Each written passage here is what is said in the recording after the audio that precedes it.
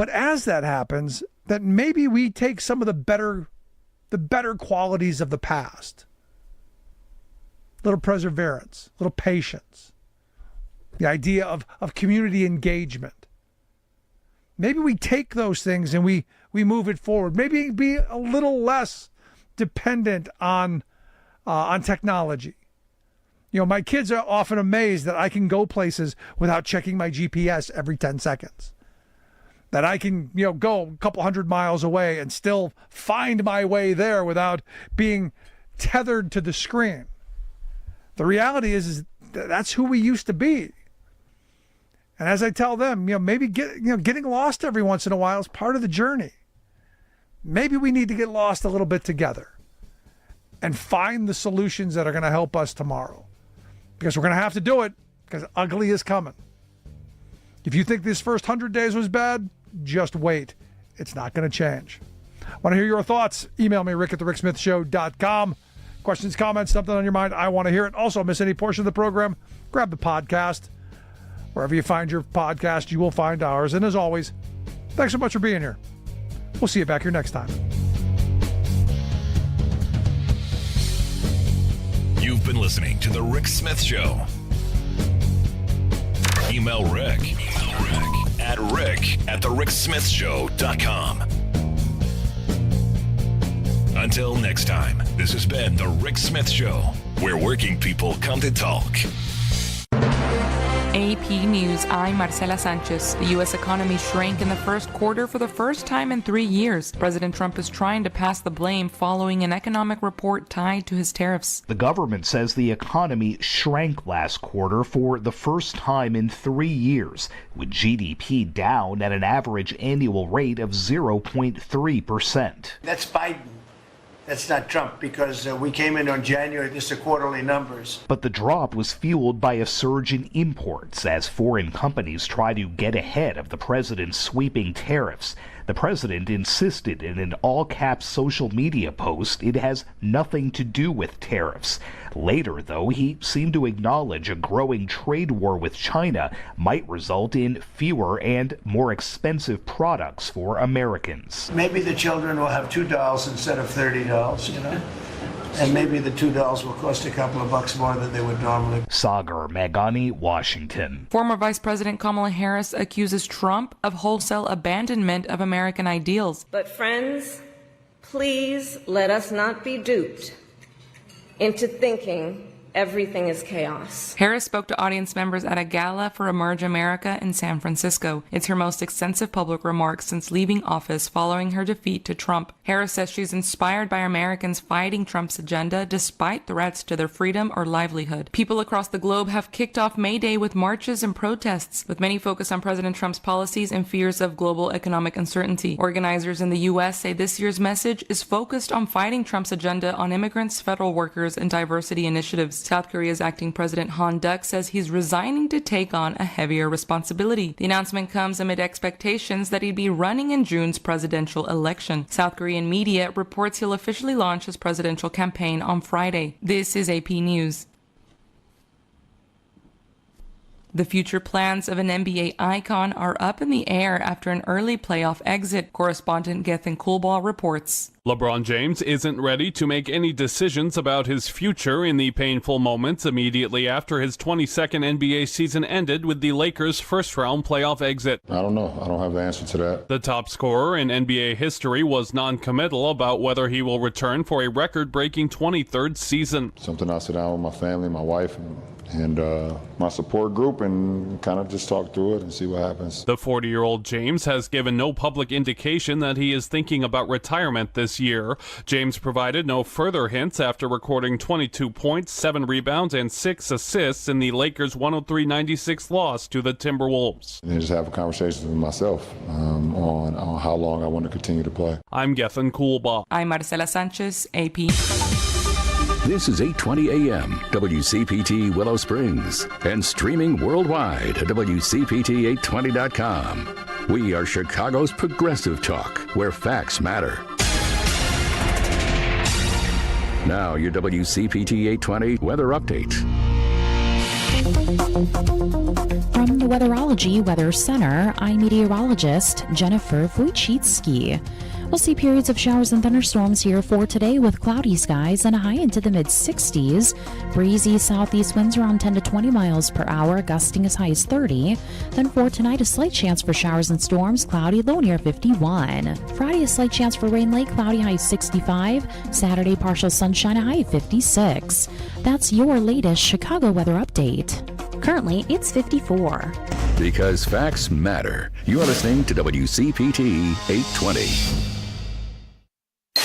Welcome to Choose Views with Richard Chew.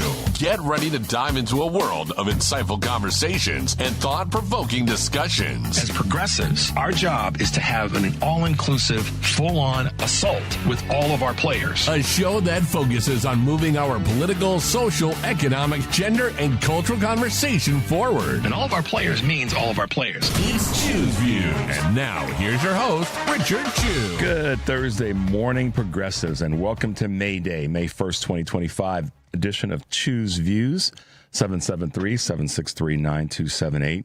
We will be taking your calls in this first hour for sure.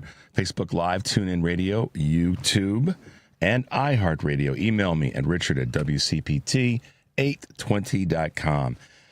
Catch me on Substack, guys. I just dropped a new Substack, and the title of it is Trump's First 100 Days Have Been a Flat-Out Disaster, a retribution tour on steroids. And it's my assessment of Donald Trump's first 100 days. So there you go. Catch all of our shows, of course, by subscribing to our WCPT podcast on Apple Podcasts or Spotify. There you can get Choose Views, short versions and long versions. Joan Esposito, live, local, and progressive. Driving it Home with Patty Vasquez. The Big Picture with Edwin Eisendrath. Out Chicago, and our other shows and interviews. Wow. You got to check out our heartlandsignal.com digital platform. Some great new articles and posts that are there right now so that you guys will have those to share with folks that you care about. And there you go. Wow, the weekend is approaching. And what does that mean? A couple of things as it relates to this weekend's 20th anniversary on Saturday, May 3rd, up at Max and Benny's. We'll talk about that in a second. Our guests today include Dan Summins, the managing director at Blessings in a Backpack. We'll be talking with one of the volunteers that works with him to make sure that children don't go home on the weekends hungry. So we'll get into that in the 7 o'clock hour. Looking forward to talking with Dan and, excuse me, his guest that'll be joining us. So in the 7:30 hour, we'll be talking with Alex Lawson, who's with Social Security Works, discussing some of the issues around appointments of heads of the department, and also just in general the importance of Social Security remaining solvent and remaining strong. So looking forward to talking with Alex in the 7:30 hour. Some of the topics that we'll be covering today, still as always, what do you want the National Democrats to be focused on? I'm going to be focused on asking you guys that question every day so I can get some feedback from you in that space. We'll talk a little bit about tariffs, probably some of the questions surrounding the 100 days. We have a few clips that you guys will want to hear from folks like Mitch Landrieu, Representative Melanie Stansbury, from our own Governor J.B. Pritzker, and from House Representative Jamie Raskin. So those will be part of the things that we'll cover today. And I've got to ask you guys a question. Been meaning to ask you this for a couple of days, but we'll get this into the mix. At the end of each show, I always say, take a deep breath and make your life count.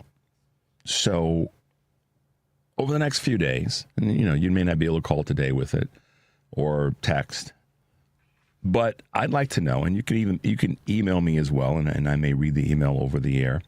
But I'd like to know what you guys have done, or guys are doing, to make your life count. In your own words. Not mine, not anybody else's. And to be honest with you, it doesn't necessarily have to be in the space of something that's, to do with politics. What are you doing to make your life count?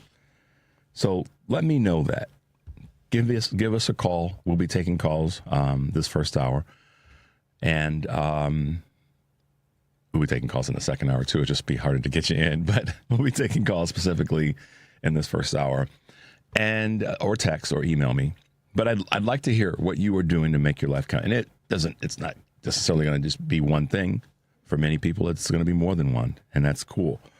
But I'd like to hear from you about that. And also, this will be an ongoing question that I'll ask you. What are you doing to make your life count? Because I think that's sometimes you don't stop and acknowledge those things to yourself, first and foremost, certainly to others around you. So let's love to hear from you in that space. All right, Henry, let's see if we can get to Choose Views News before we get to this 6:15 break. All righty, guys. May 1st, May Day, business leaders reacted this week to Carney's win. Who is Carney? Canada's ruling Liberal Party will be, moving in a good direction after this election this week, led by former central banker Mark Carney. This is a exciting, I guess you could say, time for Canada, and it marks the party's fourth consecutive victory at the polls. And business leaders are definitely leaning into this victory. And that's the real point here. Business leaders are following what he's saying. Starbucks speeds up its brews. Prepare to get your next Starbucks order just a little bit quicker. Coffee chain says it's shaved 2 minutes off the average prep time for beverages ordered inside cafes in a pilot program of new technology. The test has been so successful, in fact, that Starbucks will soon expand it to hundreds of more stores, hoping to reverse 4 straight quarters of falling same-store sales. The company is set to report its latest quarterly reports later today. The U.S. economy did shrink, Donald Trump, in early 2025. The U.S. economy contracted by an annualized 0.03% in the first 3 months of the year. That report comes from the Bureau of Economic Analysis yesterday. That interrupts a nearly 3-year trend. Guess who was president during that time of solid growth, with the first decrease since 2022, raising fears of a recession. Driving the decline, imports surged by more than 40% in a rush to beat tariffs. Meanwhile, a measure of consumer spending slowed by the most in almost 2 years. Firms are ditching their forecast during this trade war. As the earnings season continues, some of the world's biggest companies have been pulling their guidance or financial outlooks for the year due to the uncertainty caused by tariffs. That includes General Motors, American Airlines, Snap, and yesterday Mercedes-Benz and Jeep owner Stellantis. Despite Tuesday's change in auto tariffs, executives have been struggling to plan due to a lack of visibility into the broader economy and supply chains, and therefore seem unable to forecast their own financial futures. Bankers push back on the 110-hour weeks. Junior employees at Midwestern Investment Bank Robert Baird endured long, grueling hours, leading to two being hospitalized, according to the Wall Street Journal. Details of their working conditions became public earlier this month when an anonymous post on the Wall Street Journal message board went viral. Former employees of Baird's industrial team said they routinely worked 110 hours per week, describing the demands as unsustainable, quote. Over a dozen junior bankers have left the firm since the start of 2024. And retailers fear holiday toy shortage. Donald Trump imposed a 145% import tax on Chinese goods. U.S. retailers began pausing orders, as we've heard. The dramatic pullback is expected to affect ports on the West Coast as soon as this week, and that's already happening. And now toy stores are concerned about the Christmas season. Chinese factories produce most of the holiday goods sold in the U.S., and ordinarily the production of those items would already be underway. Still, most retailers aren't canceling orders just yet. So you guys heard what the Orange Menace had to say about that with regard to toys, Henry. Just get less, or get less stuff. That's none of your business, Donald. Isn't it interesting how they can tell people, hey, you need to spend less of that. You need to sacrifice your happiness and your joy so that we can mess with your money. You need to endure some pain right now. So let me put it this way. Don Jr. hasn't done a damn thing other than kiss his daddy's behind, and Ivanka, you know, her businesses that she runs with whatever garbage she sells online. Eric, what has Eric done? I mean, somebody name something to me that Eric's done. If at least I'll give. I'm going to give the privilege to Ivanka.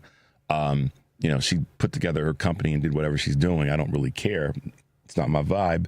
But the point I want to make is, who in the hell are you, Donald Trump, to tell another family that their children shouldn't have a joyous, happy holiday season? Fast forward to the holiday season of this year. Who in the hell are you to tell parents they need to just suck it up? When your children, particularly your grandchildren, they ain't gonna have to suck it up, and your sons haven't done a damn thing other than kiss your behind with that fake stupid A show that they were on, The Apprentice. So who in the hell are you to tell a family? Who in the hell are you to tell a family that they shouldn't have a joyous holiday season, or look forward to seeing the excitement on their children's faces from the gifts that they would get during the holiday season? I mean, just the blatant arrogance. And any maggot out there that wants to challenge that, bring it. Because it's not, we can get into a whole different parts of this conversation.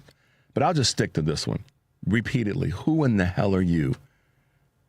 You aren't going to tell your grandchildren that they got to get fewer items and gifts of joy, or whatever you want to call it, during the holiday season. So who in the hell are you to tell another family that they have to do the same thing, or they'd have to do that when you aren't doing it? But you know what, Henry? There's some maggots out there that they're just like, that's fine. We'll just be that way. We'll just we have to follow our leader. All right, y'all. Let's take a quick break. The number is 773-763-9278. This is Choose Views, and we'll be right back.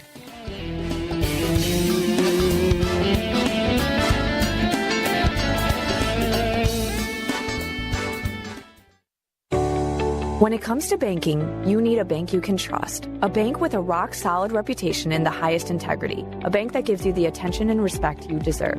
ABOC first opened its doors in downtown Chicago in 1922, and we've made our name on deep expertise, best-in-class service, and a strong commitment to our customers.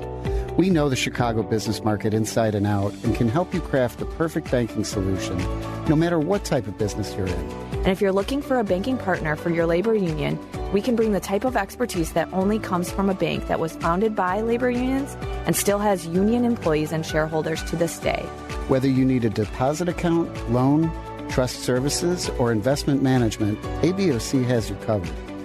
Let's work together to manage your finances today while planning for a better tomorrow. ABOC, a bank built on a strong foundation. Visit ABOC.com to learn more. Member FDIC.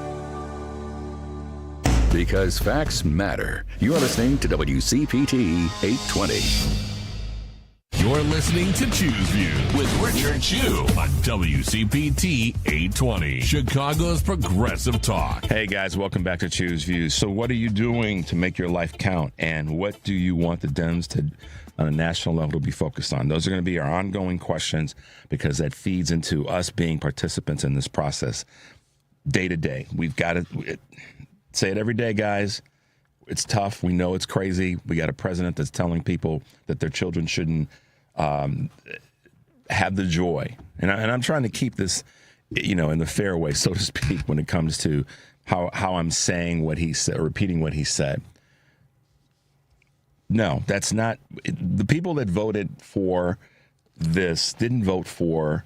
I'm sorry. The people that say that they were voting for a certain thing, if they voted for this, then maybe they should be absorbing some of the pain. I'm not trying to put any pain in anybody's lap, but if you say that you don't have a problem with this now and you did vote for it, then okay, that's on you.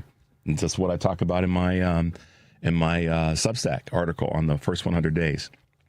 But if that's where you are, then that's on you, and you don't.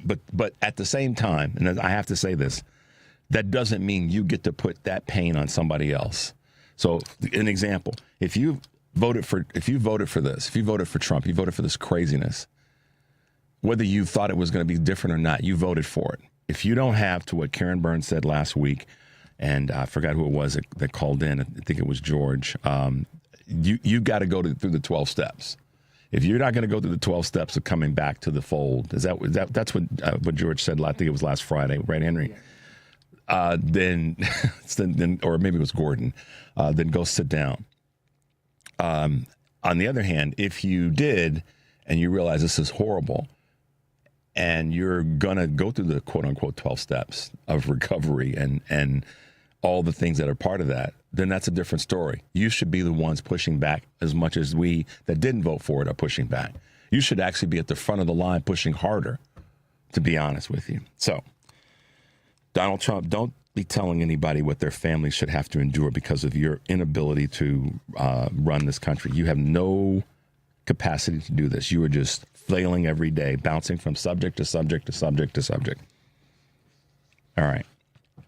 What do the Dems at the national level need to be doing? And what are you doing to make your life count? Today, however, live, local, and progressive Joan Esposito's guest will be Leanne Holka, co-founder and board chair of Our Choice Coalition of Indiana. Democratic lawyer Michael Dorf, Ian Hurd, professor of political science at Northwestern University. He'll be talking about the Canadian election results. Live, local, and progressive weekdays 2 to 5 p.m. Central here on WCPT. Progressive talk for 20 years. Tonight, driving it home, Patty Vasquez, I should say, will be joined by Reed McCullum, chair of the Democratic Party of DuPage County, and comedian Jaime De Leon. Driving it home with Patty Vasquez, weekdays 5 to 7 here on WCPT, AM 820, Heartland Signal website, TuneIn, YouTube, and Facebook. Tomorrow's show will be our Friday regular voice, Karen Byrne, a True Blue Politics podcast at 6:30. And then at 7:30, Mayor Brandon Johnson will be joining us here live for This Month with the Mayor segment. He'll be calling in and we'll be chatting. So looking forward to having Mayor Johnson with us. And also, please make sure that, as we celebrate the 20 years on air, we want to hear from you and your WCPT story. Call 773-467-8202 today and leave a voicemail. We will be playing some of the messages on the air. That number again is 773-467-8202. And Patty's voice. Well, no, actually, have they changed it? Have they? Okay. All right. It's either going to be Patty's voice or my voice, maybe both voices. Will greet you with suggestions on recording your story. So there you go. Gotta love it. Yes, I guess it will be my voice. How about that? All right, make the call, guys. We want to hear your we want to hear your story. All right. Oh, let's see. Let's chat with Pam real quick, Henry. Let's go to Pam. Good morning, Pam. Welcome to the show. Good morning, Richard, and good morning to WCPT. Richard, you asked some very pointed questions. First and foremost, as we look at the 100 days, disastrous. But in the interview, Richard, did you hear that he said that he was not going to obey the Supreme Court order? Mm-hmm. He said that in his interview.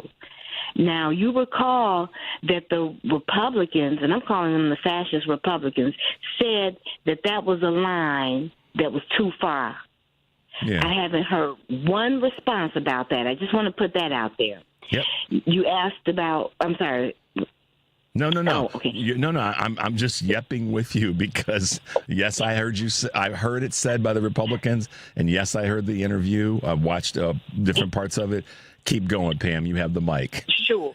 Okay, thank you. So next, I want to just remind people that this person in the White House, he's an adjudicated sexual abuser. And he has multiple women that accuse him of rape. And if you read the E.J. Carroll case, the judge said he committed digital rape. Mm-hmm. And it wasn't that they didn't believe Carroll's story. The jury had to abide by the definition of rape in New York. Yep. And I just want to remind people, rape sexual abuse, that is a violent crime. We have a violent man in the White House. We should never forget that. I just wanted to make that point crystal clear for those people who supported him. Now, you ask, what are we doing to calm ourselves and make your life count? Keep our, yes, make my life count. I like how you started off by saying, what are we doing to calm ourselves? other than some gummies and getting a baseball bat and beating the hell out of the pillows on your sofa. Sure. And Richard, people we have to know who we're dealing with. Yeah. The mentality of a person. So that's why I led with those first statements. So here we are. What am I doing? I'm trying to contact my elected officials. Yeah.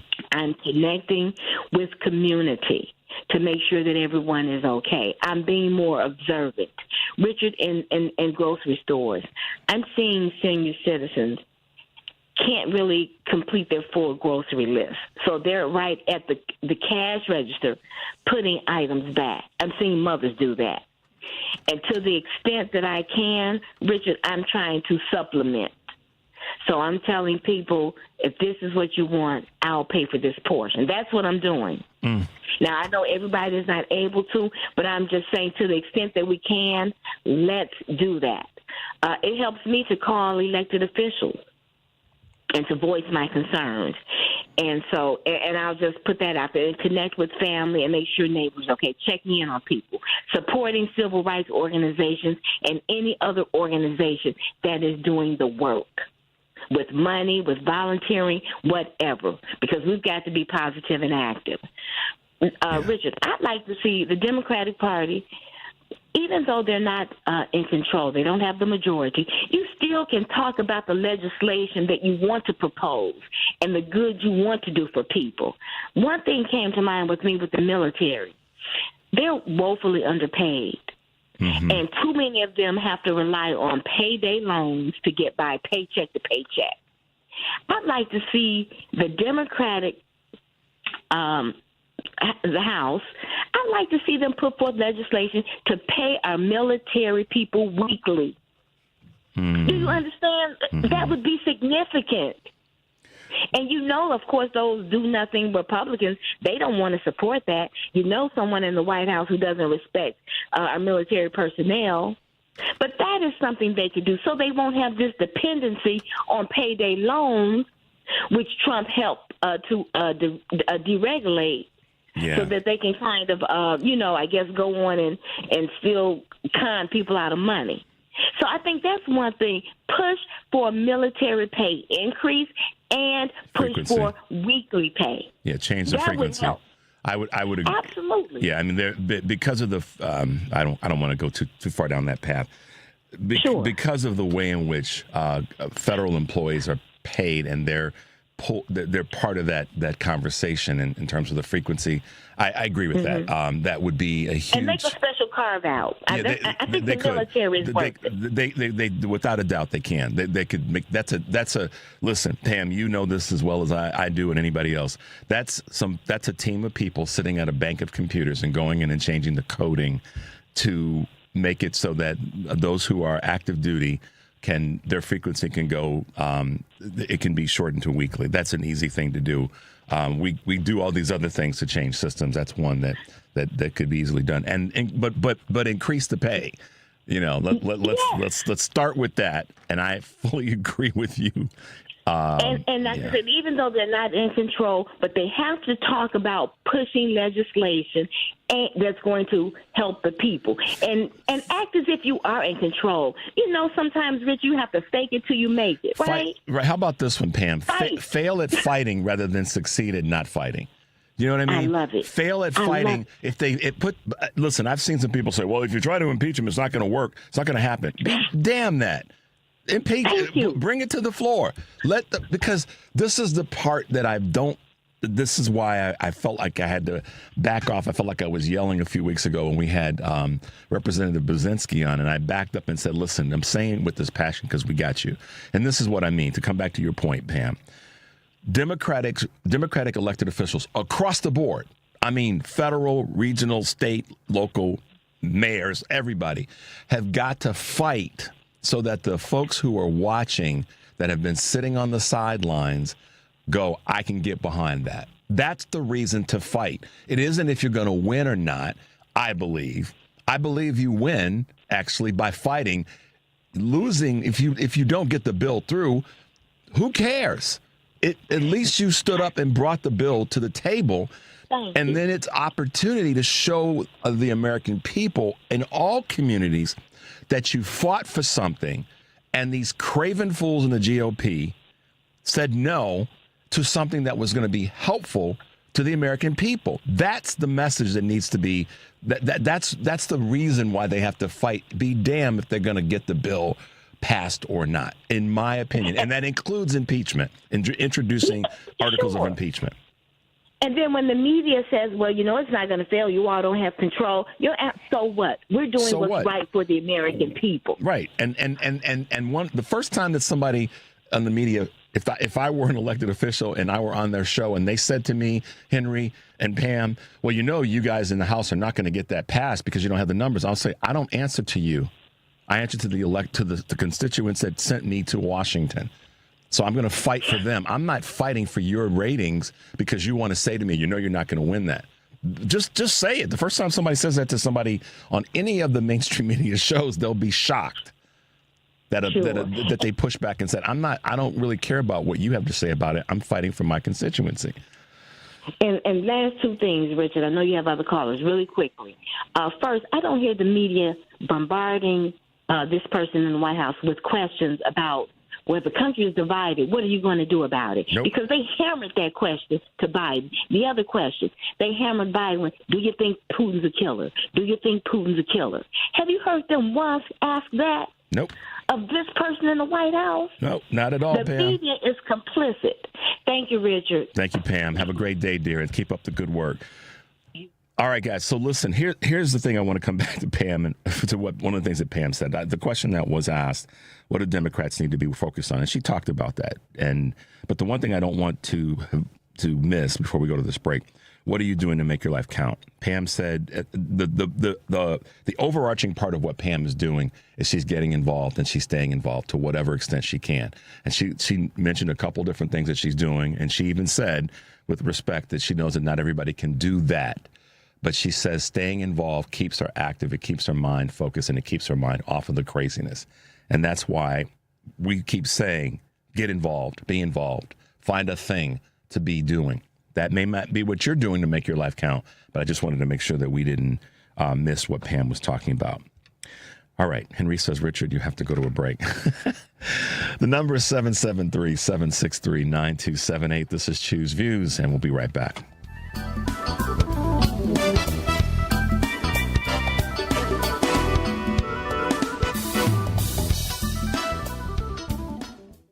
Wesley Financial Group is not a law firm. Chuck McDowell here. If you were misled or lied to in any way when buying a timeshare, right now is your wake-up call. With the tariffs, economy tanking, and inflation rising, you might need to ask yourself this question. Is owning a timeshare a good idea? With all the economic uncertainty, you need to protect yourself and your family. Don't look back and say, if I'd have only got rid of that stupid timeshare they lied to me about. It's time to stop thinking about canceling your timeshare and finally get rid of it and be smart with your money. At Wesley Financial Group, we've saved 48,000 families an average of $65,000 in lifetime payments. Give us a call. I guarantee if we take you as a client, we will cancel your timeshare permanently or you'll pay nothing. Call Wesley for your free timeshare exit kit. 800-939-1331. 800-939-1331. 800-939-1331. You are listening to WCPT 820. Here's the latest Chicago weather update. From the Weatherology Weather Center, I'm meteorologist Jennifer Wojcicki. We'll see periods of showers and thunderstorms here for today with cloudy skies and a high into the mid-60s. Breezy southeast winds around 10 to 20 miles per hour, gusting as high as 30. Then for tonight, a slight chance for showers and storms, cloudy, low near 51. Friday, a slight chance for rain late, cloudy, high 65. Saturday, partial sunshine, a high 56. That's your latest Chicago weather update. Currently, it's 54. Hey Google, play WCPT. Streaming Chicago's progressive talk from TuneIn. It's Choose View with Richard Chew on WCPT 820, where facts matter. Hey, progressives, welcome back to Choose View, 773-763-9278. Henry and I are in here exchanging stories about allergies and having the sniffy, snotty face. So...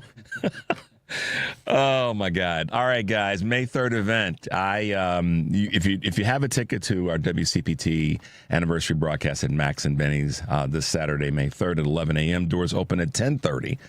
We look forward to seeing you. If you don't have a ticket, we hope you'll tune in between 11 a.m. and 3 p.m. to hear Hal Sparks, Scott Duff, Joan Esposito, Patty Vasquez, and myself broadcasting live with special guests.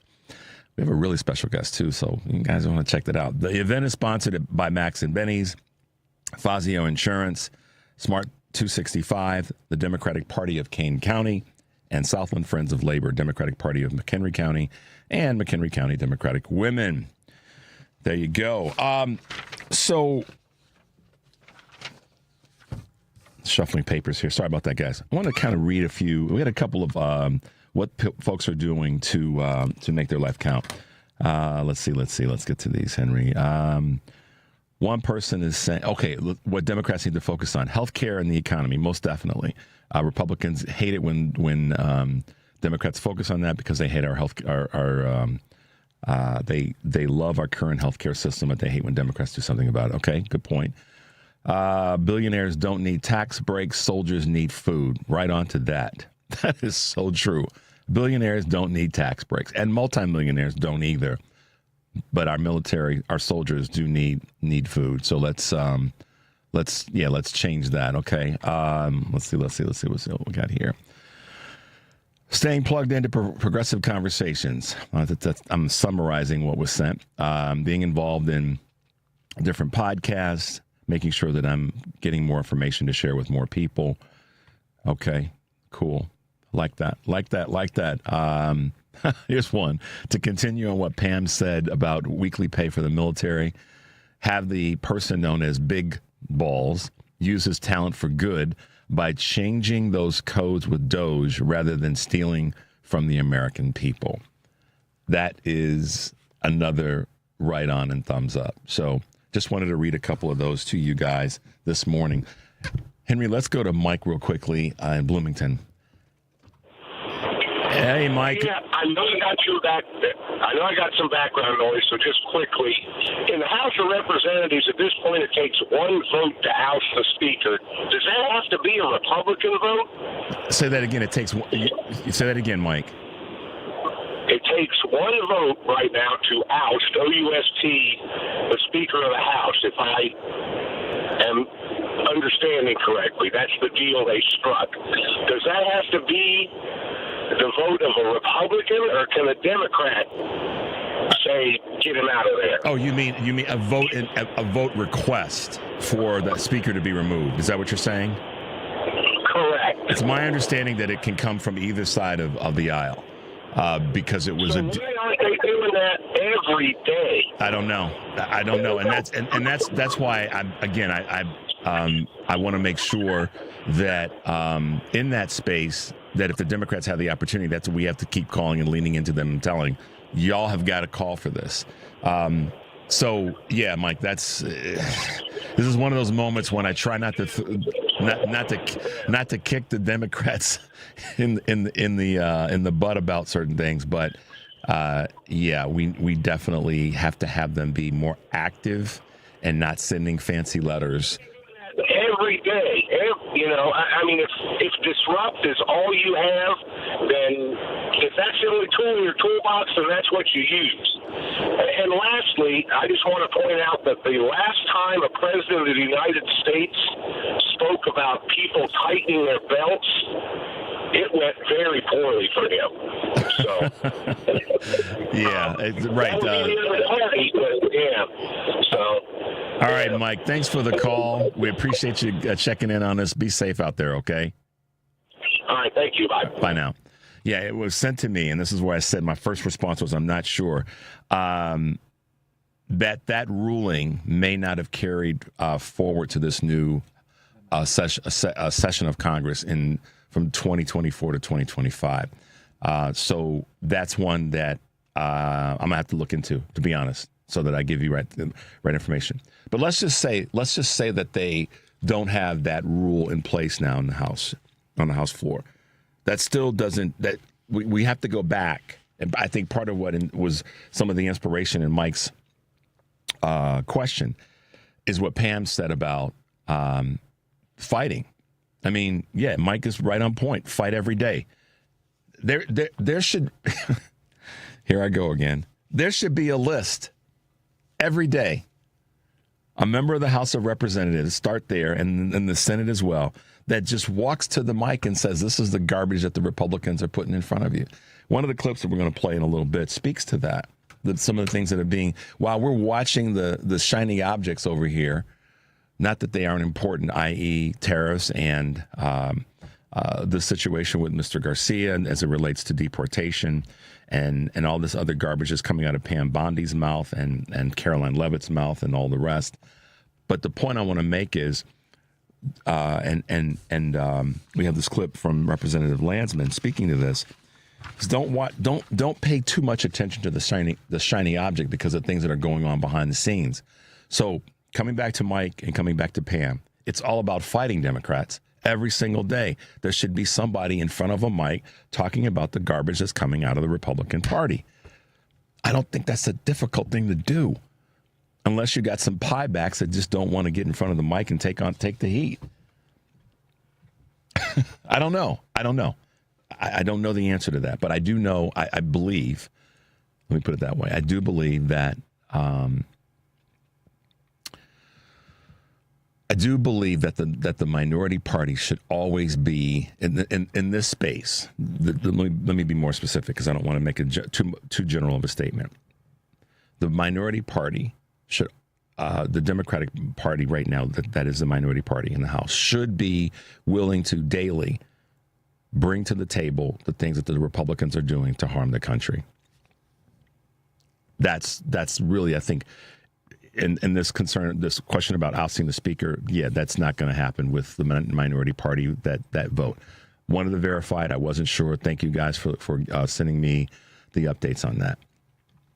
That being said, it doesn't change the fact that the Democratic Party, which is the minority party right now, should be every single day bringing some heat, subject matter heat, bills that have been brought to the floor, all the rest. We can't fight the way we fought in the past. And some say we weren't fighting. So now we have to fight and fight differently. And if that means bringing something to the floor every single day, then we do that. So let's, so to that end, we have a clip from Representative Greg Landsman that speaks to the things that I said a moment ago about the shiny objects and bills that folks are not aware of or paying attention to. There's one that you may be, but others that you may not be. And this is why it's important to call and to stay active, like Pam said, and also make sure that we are letting Democratic elected officials on a federal level know you have to fight differently, because the distractions over here are kind of shielding people from seeing what's going on behind the scenes in terms of some of the bills that the Republicans are pushing through. So Henry, let's go to that particular clip from Representative Greg Landsman. In the last 48 hours, congressional Republicans have done so much damage to Americans. Here are the 5 truly harmful things that they passed in the last 2 days. All right, number 1, they passed their budget that will add trillions to the national debt and cuts almost $1 trillion in health care. So where's all the spending go? The vast majority of the spending goes to tax giveaways to the wealthiest people in America. Number 2, they passed the SAVE Act, which will make it harder for millions and millions of Americans to vote. Instead of making it easier to register to vote, they're making it harder for people to register to vote, particularly women and those serving abroad. If your driver's license does not match your birth certificate, like many married women, it could block you from voting altogether. Number 3, in the middle of all of the chaos around the tariffs and the market crashing, they passed a bill, literally, passed a bill to endorse the tariffs and to strip Congress's power to curb the president's tariff authorities in any way. Number 4, they passed a bill stripping the power of federal judges. What this bill does, because all of these federal judges have been ruling against Trump because what they are doing is unconstitutional. So instead of complying with the Constitution and the law, this bill would undermine federal judges and limit their rulings to their local jurisdiction. These are federal judges ruling on federal matters. Number 5, this is one of the cruelest things that they've done. They passed a bill to jack up overdraft fees intentionally. So on your worst day, you can't pay all your bills, you overdraw your account, now your fee could be $100. They eliminated the cap on overdraft fees. Why? For the same reason they're passing this budget, so the people at the top make more money. The only way we're going to stop this is to get a few Republicans to join us. A few in the Senate, a few in the House, that's it. So we need all of the voices we can to help shift public opinion so that we can get the support we need to end this craziness. Yep, that's it. There's, who was it? I think Representative Lauren Underwood that speaks to vulnerable House members in their districts. Go to that conversation again. And this is what Representative Landsman is somewhat saying about what we need in terms of the numbers to get those House members to respond differently. Those Republican House members to respond differently. So staying on point with things we were talking about earlier about how the small business person, not so much the small business person or exclusively the small business person, but how businesses are having to deal with supply and the supply chain and what we're seeing on the shelves, and how Trump reacted this week on a couple of occasions regarding how families need to curb their enthusiasm, if you will, as it relates to spending and things that they're going to do to keep joy in their families, and not just around Christmas. But this is unfortunately potentially going to have an impact on, birthdays. Birthdays happen every single day for families, for children. And so why should children have to suffer is my point. As best I can to stay on that point. Why should children have to suffer because Donald Trump says, families, you got to suck it up, while we're sucking money out of the system, while we're causing this havoc, while we're causing small businesses to lay off employees? That's the question. And we cannot allow that question to go unanswered. And so the only way, in my mind, to deal with that is to fight and to push back daily. So, all right, let's take a quick break, guys. 773-763-9278. This is Choose Views, and we'll be right back.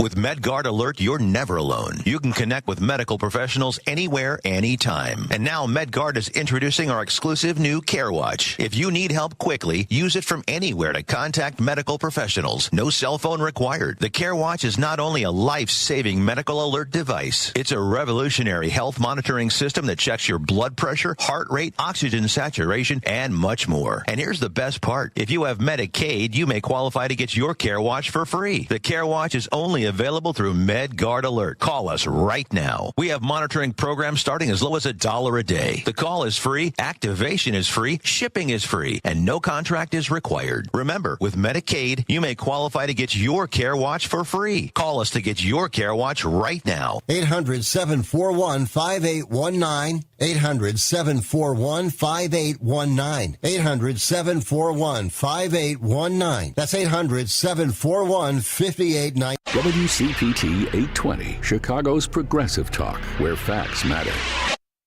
Welcome back to Choose Views with Richard Chew on WCPT 820, Chicago's Progressive Talk. Hey, progressives, welcome back to the show. Okay, so we've been a little spicy this morning about Donald Trump shut the hell up about telling families that they should suck it up and all the rest while you wreak havoc on the country and the world.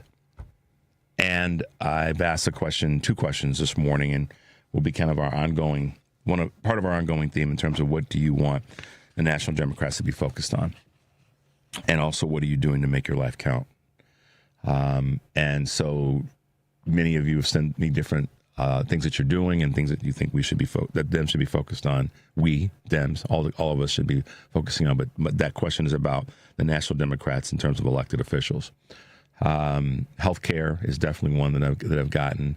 One person was bold enough to send us what they're doing to make their life count is, they take a deep breath and they're still making sure that that they're taking care of themselves personally because they lost family during COVID, during Trump's madness in handling the pandemic. So that's important on a huge scale, is that in making your life count, that you're taking care of yourself if you are grieving from some loss of any kind, particularly those that hit us so hard during COVID. So kudos to you for having the courage to send us that. We appreciate you, and you know who you are. So don't need to mention any names, but kudos to someone in the great state of Ohio. Now, as it relates to keeping you guys informed of what's happening and conversations around this 100 days, Representative Jamie Raskin had a few things to say about that. Do we have that clip, Henry? We do? All right. I like his fire. I like his spirit, and it inspires me sometimes in terms of the things that I talk about on the show. But we've got a clip from Representative Jamie Raskin on Trump's 100 days. What are you hearing from your constituents, and what strikes you about this 3-month mark for Trump's second term? Well, great anguish and upset, both among my constituents in Maryland's beautiful 8th district, but across Maryland, across the country. Donald Trump destroyed $6 to $7 trillion in retirement savings and individual and company wealth. He plunged us into a trade war with the entire world, except for his buddies in Moscow. He's been wrecking federal departments and agencies by firing people wholesale without any due process at all. And, of course, he's been trampling due process when it comes to the rights of immigrants in the country. So it's pretty much a horror show. The good news is that people are standing up all over the country. We've got institutions like Harvard University and like WilmerHale that are standing up against this and leading the way forward. We've got labor unions like AFGE, the AFL-CIO itself, which have said no way. So the country is in an uproar about this full-blown assault, both on democracy and the major achievements of democracy, like Social Security, Medicare, and Medicaid, where they want to cut $880 billion over the next couple of weeks. So that's the coming showdown as we come back to Congress this week. So in addition to that, one of the things that he said, and I just will read you as it relates to comparisons to DOJ, Trump has sacked 18 inspectors general who actually saved us $91 billion last year in waste, fraud, and abuse, and has, of course, been dismantling the anti-corruption and anti-kleptocracy infrastructure of the Department of Justice. He forced 10 lawyers out of the Justice Department who refused to go along with dismantling the corruption indictment of New York City Mayor Eric Adams. So the point of all this is that this is what a lot of the dumb A people on the right that are uninformed, that choose to be willfully ignorant, don't realize, is that the inspectors general's role, in part, not entirely, in part, is to go after waste, fraud, and abuse by preventing it from happening in the first place, by making sure that we don't have, that we manage, is a better way of putting it, anti-corruption. So this is where I've said this numbers of times before, and others have said it too, so I don't want to just try to take sole credit for it. Many people have said this is where we're failing our country when it comes to education and understanding how our government works. Now, I could put it out there as a thing that our elected officials could do a better job of, which is informing the country how the government works, the federal government particularly. And I think there's a certain amount of personal responsibility that folks have to take on as it relates to how things work. We have folks in place that are a big part of their job is to make sure that waste, fraud, and abuse doesn't get to the doorstep in the first place. And getting rid of those people, those inspectors general, was also a big part of the ploy and the push to cover for Elon Musk. I do believe, and I haven't touched on this week or in the last week because I just haven't, but I do believe that part of the reason for this conversation around Elon Musk becoming less a part of what's going on with the government, I think there's two pieces to this. One of the pieces is that his effectiveness is obviously going to get exposed, or the lack of effectiveness with Doge is going to get exposed by just people consistently and persistently digging in to ask for the receipts.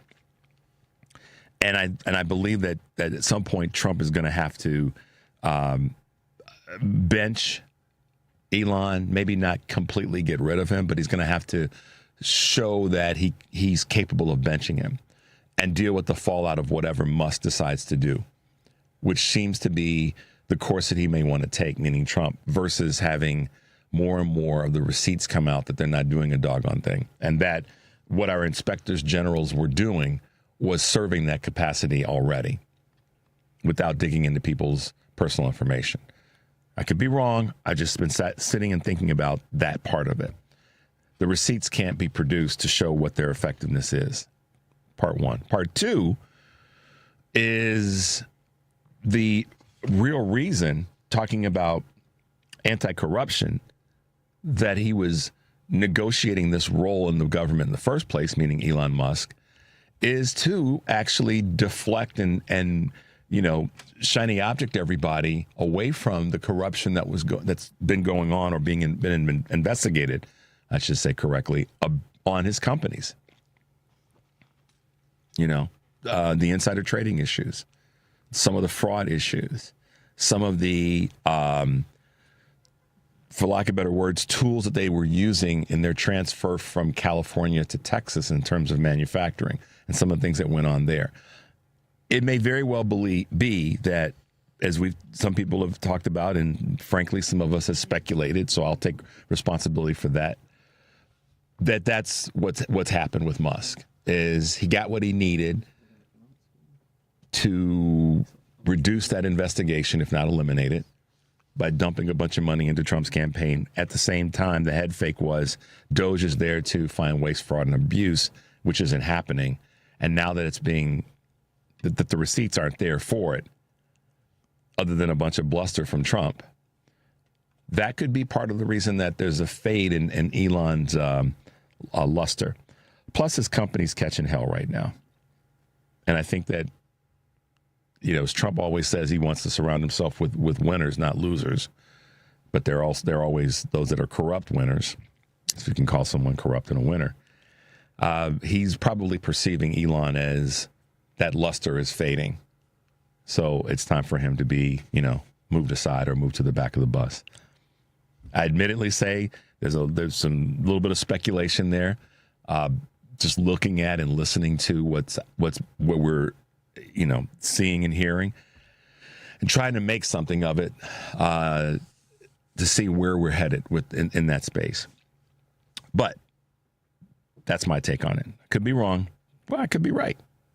You don't know. Could be right as well. All right, guys, as I said to you at the beginning of the show, we would try to get a couple of clips in that I thought you would appreciate hearing. And Jamie Raskin was definitely one of those, and certainly Representative Greg Landsman speaking about what the House needs to be doing versus what we're being head faked and not paying attention to in terms of the bills that the Republicans are jamming through while people are being distracted. So we'll take a quick break.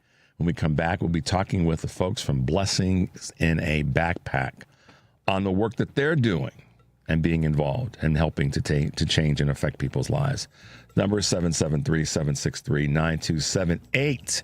We'll be right back.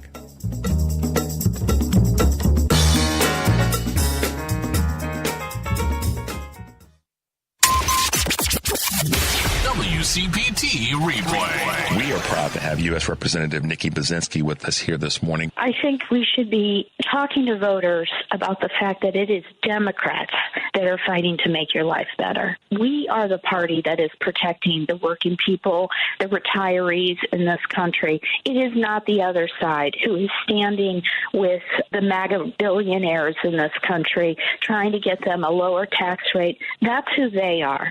We are for fighting to improve your everyday life, and we have plans that are going to do that. And I think we need to focus on the everyday costs that people are facing. You know, it's truly what I believe Trump sold as a snake oil salesman to voters that he was going to tackle on day one. And you and I both know that that's the last thing he's been doing. He hasn't done a damn thing. Keep listening to WCPT 820 because facts matter. Stop struggling to get your job post seen on other job sites. Indeed's sponsored jobs feature helps you stand out and hire fast. Start at Indeed.com/credit. AP News, I'm Marcela Sanchez. The U.S. economy shrank in the first quarter for the first time in 3 years. President Trump is trying to pass the blame following an economic report tied to his tariffs. The government says the economy shrank last quarter for the first time in 3 years, with GDP down at an average annual rate of 0.3%. That's Biden. That's not Trump, because we came in on January, this is quarterly numbers. But the drop was fueled by a surge in imports as foreign companies try to get ahead of the president's sweeping tariffs. The president insisted in an all-caps social media post it has nothing to do with tariffs. Later, though, he seemed to acknowledge a growing trade war with China might result in fewer and more expensive products for Americans. Maybe the children will have $2 instead of $30, you know? And maybe the $2 will cost a couple of bucks more than they would normally. Sagar Meghani, Washington. Former Vice President Kamala Harris accuses Trump of wholesale abandonment of American ideals. But friends, please let us not be duped into thinking everything is chaos. Harris spoke to audience members at a gala for Emerge America in San Francisco. It's her most extensive public remark since leaving office following her defeat to Trump. Harris says she's inspired by Americans fighting Trump's agenda despite threats to their freedom or livelihood. People across the globe have kicked off May Day with marches and protests, with many focused on President Trump's policies and fears of global economic uncertainty. Organizers in the U.S. say this year's message is focused on fighting Trump's agenda on immigrants, federal workers, and diversity initiatives. South Korea's acting President Han Duck says he's resigning to take on a heavier responsibility. The announcement comes amid expectations that he'd be running in June's presidential election. South Korean media reports he'll officially launch his presidential campaign on Friday. This is AP News. The future plans of an NBA icon are up in the air after an early playoff exit, correspondent Gethin Coolball reports. LeBron James isn't ready to make any decisions about his future in the painful moments immediately after his 22nd NBA season ended with the Lakers' first-round playoff exit. I don't know. I don't have the answer to that. The top scorer in NBA history was non-committal about whether he will return for a record-breaking 23rd season. Something I'll sit down with my family, my wife, and my support group and kind of just talk through it and see what happens. The 40-year-old James has given no public indication that he is thinking about retirement this year.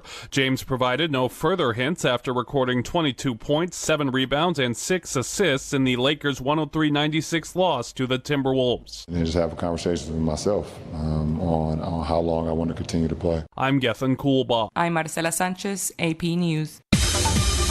This is 820 AM, WCPT Willow Springs, and streaming worldwide at WCPT820.com. We are Chicago's progressive talk, where facts matter. Now, your WCPT 820 weather update. From the Weatherology Weather Center, I'm meteorologist Jennifer Wojcicki. We'll see periods of showers and thunderstorms here for today with cloudy skies and a high into the mid-60s. Breezy southeast winds around 10 to 20 miles per hour, gusting as high as 30.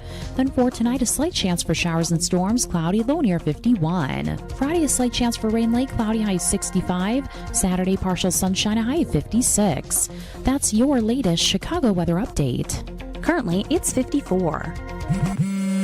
At Straight Talk, we are all about no-brainers. calling Grandma for her recipe. No-brainer. Streaming one more episode at 2 a.m.? Big no-brainer. Getting real unlimited data where you buy bananas? The ultimate no-brainer. Switch now and get a free Samsung Galaxy A16 5G or Moto G Power 5G 2024 with select plans. Straight Talk. Real unlimited data. Available at Walmart and straighttalk.com. Offer valid through 5/19/25. Taxes and fees apply. Requires in-store single line activation on qualifying plan. For network management practices, visit straighttalk.com/terms. Copyright 2025 Verizon. This is WCPT 820, where facts matter. Welcome back to Choose Views with Richard Chu on WCPT 820 AM, where facts matter. Take it away, Richard. Hey, guys. Welcome back to Choose Views, 773-763-9278. All right. How many times do I talk about this, Henry? The importance of being involved, the importance of our local organizations and the work that they're doing across the board, that oftentimes what a local group is doing, I won't say oftentimes, I would argue that every local activity has its larger impact, its larger influence on the region, and certainly its influence on the country. And so that's what the folks over at Blessings in a Backpack are doing. And so this morning, we happen to have Managing Director here in Chicago, Dan Summins, with us to chat a little bit about what's happening with Blessings in a Backpack since we talked last, and also a special guest that I will let Dan introduce to the show as one of the great volunteers with the organization. Good morning, Dan, and good morning, Kim. Welcome to Choose Views. Good morning, Richard. Thanks for having us on. Absolutely. Good morning, Kim. Welcome to the show. Thank you. I appreciate being here. Thank you. Well, I'll let Dan introduce you, since you're sort of Dan's guest and invitee and one of the volunteers with Blessings. Dan, take it away. Sure. So Blessings in a Backpack here in Chicago depends on a network of more than 1,400 volunteers who stuff bags, make sure kids get food, and that our operation runs smoothly. I want to introduce Kim Venzon. Kim is a Downers Grove resident. She has been running their program. It's 13 schools in Downers Grove and a whole cast of volunteers that work right along with her. She has just been a dynamic leader, fundraiser, and really a passionate carrier of our mission. So good morning, Kim. Good morning. Thank you. That covers it, I think. I think passion is a great descriptor of all of our volunteers. The volunteers here are really looking to make an impact on their community. Well, and Kim, thank you for being with us. When Dan is on with us, I always feel it's right for him to be able to introduce our additional guests, and in that case, it's you. You've been in this, I'll call it, in this effort for a long time, and you've been quoted as saying that your goal, one of your objectives, is to make sure to narrow the gap, to close the gap of weekend hunger, and that's what you've been doing specifically. I know in a broader sense, Blessings in a Backpack has been championing that effort and supporting students and families. But tell us a little bit about what, why, how you became such a champion in this space. Sure. I think when I'm looking for volunteer work, I'm looking for something that is hands-on, something that makes a demonstrable impact, something I can really see happening, and that is 100% what you get when you volunteer with Blessings in a Backpack. You put your hands on it. It is, in your home. It is right here in your community, and I think that's one of the most valuable things and really what makes me passionate about it. And so you're in Downers Grove, correct? You're in the, if I understand things correctly, Downers Grove District 58 program. Is that right? That's correct, yes. Tell us a little bit about the effort that's going on there. Sure. So Downers Grove District 58 is a somewhat of a unique school district. The district was created with neighborhood schools. The idea is that every kid is living walking distance to a building. As the community grew, that's not entirely true. Not all of the schools are walking distance. There are a few buses out there, but so we do have 13 buildings to serve a population of about 5,000 kids attend District 58. So we are in every one of those buildings. Every building, no matter what the houses surrounding that school building look like, they have kids who have a hunger gap that we need to fill. How many children are there that you feel that you are serving with the effort? Yeah, sure. So we're at 221 kids every weekend get food from us. And are you involved with the families in any way in terms of, for lack of better words, the receptiveness of the families who are receiving the support? Oh, I through the staff members, I know that this is valuable to them. This is something they look forward to, something that makes an impact. It makes an impact on how they feel about Friday. It makes an impact on how they act when they come back on Monday. It helps teachers, it helps staff. It's a solution for a lot more than just hunger. Yeah, and that's one of the things I wanted to ask you to speak to. Dan has spoken to this before, as have other guests. But what is that impact like? When they walk away on Friday, but when they come back the following week. Well, that is one of the things that is unique about, I don't know, necessarily unique, but with Blessings in a Backpack, the volunteers, we don't have, face-to-face contact with the kids. We keep it somewhat anonymous. We know how many kids are receiving it, but we don't interact with those kids other than knowing that they are here in our community and they could be our neighbors. They don't know who I am. I don't know who they are. Instead, what I see as a volunteer is what the staff's reaction is, right? And the staff, they need this support. They need to know that someone else is helping them help these kids grow, both educationally as well as, feeding their bodies as well as their minds, and we help them do that. That's the part that I really wanted to touch on. So in this process, Kim, and the work that you've been doing as a volunteer with Blessings, what is your, I guess, biggest takeaway from this for yourself? For myself, wow, that's a deep question. I find satisfaction from this. Absolutely, knowing. Actually seeing how many bags I'm delivering and knowing that that's how many kids I'm actually impacting right here, my neighbors, blocks away from me. It is very satisfying. And knowing that teachers are so appreciative. People know me.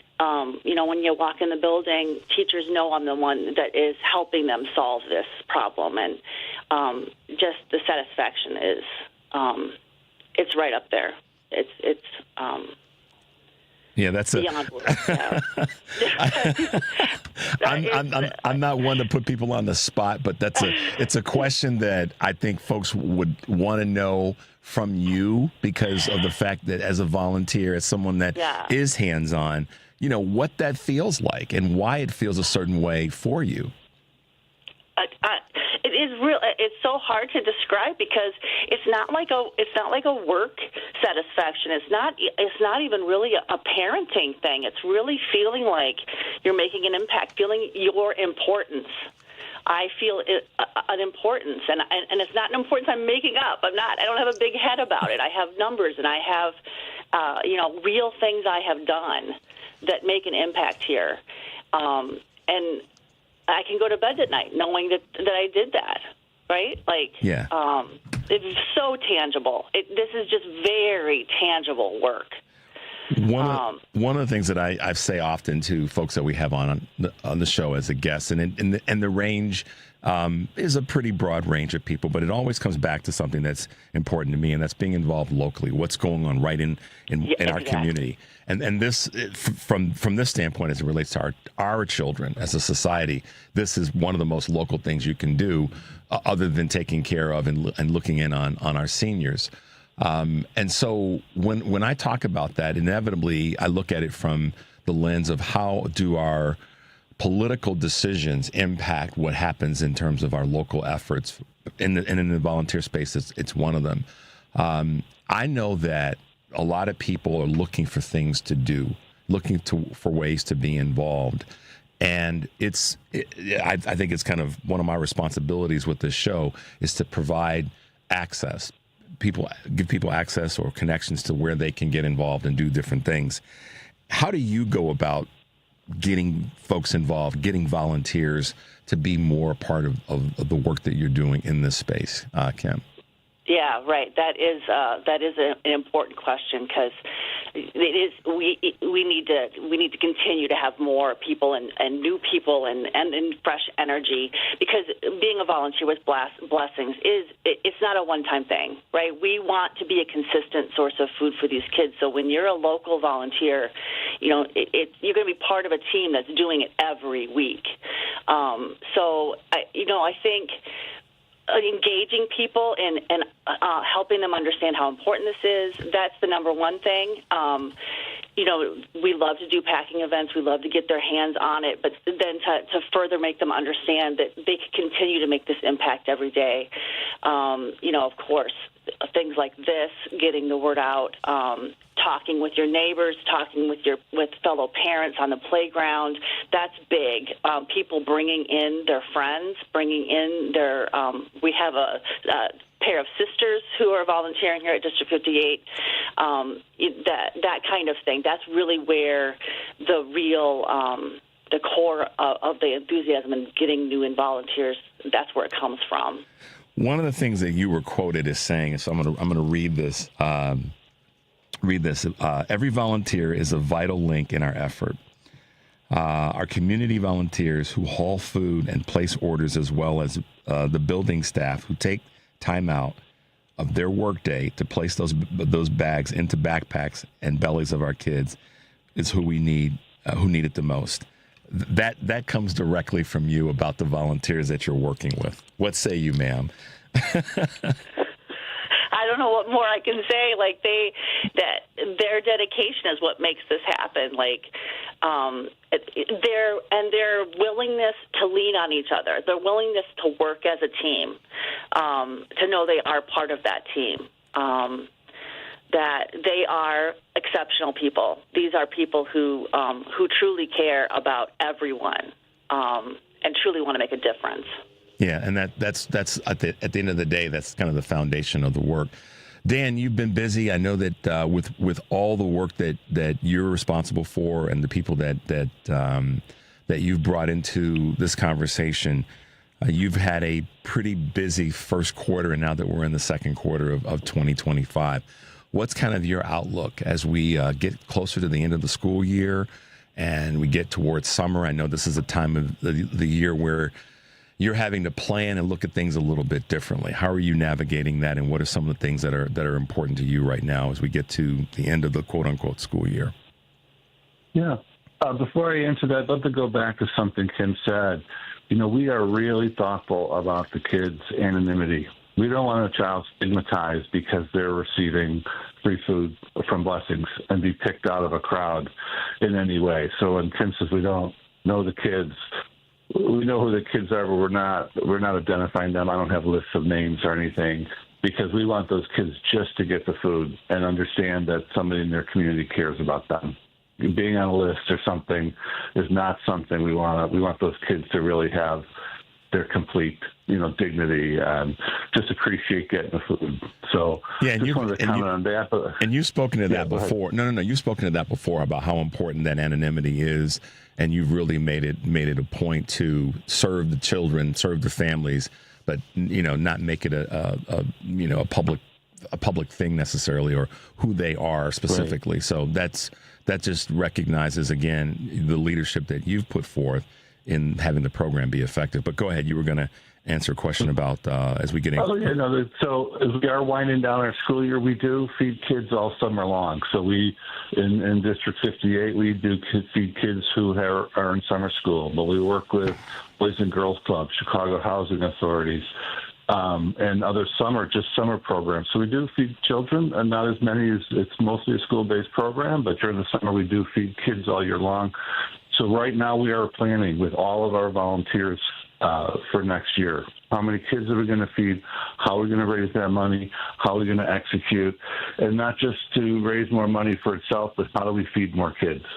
We're always thinking about if we were feeding 10 kids in the school and there are 10 more that need it, how do we work together to make sure all those kids in the school who qualify, and they're getting free breakfast and lunch in school.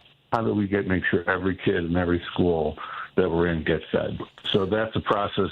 Because we've got 96 locations, we've got all these volunteers. It takes a little while, but the fruits will be born in the fall. How do you have any idea what the numbers will look like in terms of the children that you are going to want to reach when we get to the next school year? How are you navigating that? So that's a good question. So right now we're feeding a little over 6,000 kids every Friday this school year. And this is the process. So we are anticipating some growth, and we are trying to make sure that we kind of under promise and over deliver, right? We once we make a commitment to a young person that we're going to feed you for a school year, we're going to stick to it. Yeah. We're going to feed you. And that just means we have to be really serious and thoughtful about our capacity to do that. So we are looking forward to some growth. That number is going to be evolving through the end of June, and then we'll be kicking off in September. When we get the counts actually in, again, the families that we're serving can be transitory. So every year we have to go through a process of the kids sign up, the parents, get their kids in school. So we really don't know until September, maybe even early October. Got it. So when we talk again in June, which we'll have you back on most definitely, and have a guest as well, Dan, definitely want to talk about how you're navigating, because at that point you'll be right in the midst of the end of the school year for a lot of schools, depending on when and how. Yep.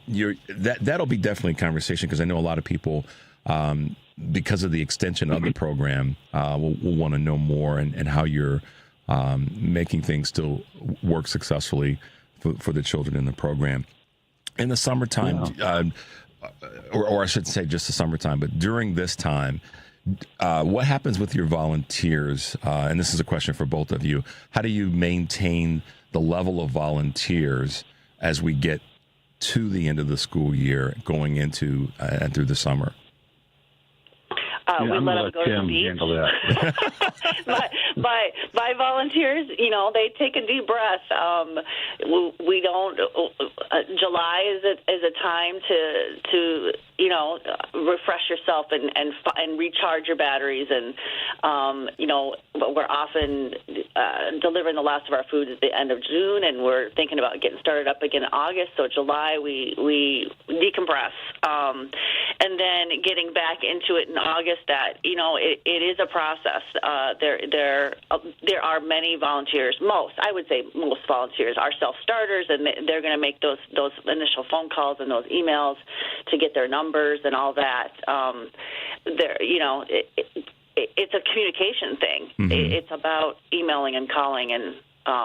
Are you ready? And how can I help you? And yeah, that's a list you definitely want to stay on top of. Guys, as we wrap up, and again, I will say this, it is an honor to have Dan Summins, Managing Director of Blessings in a Backpack here in Chicago, with us, and have Kim as well with us, Kim Venzon, who is volunteer with the Downers Grove District 58 program. It's an honor to have you both with us.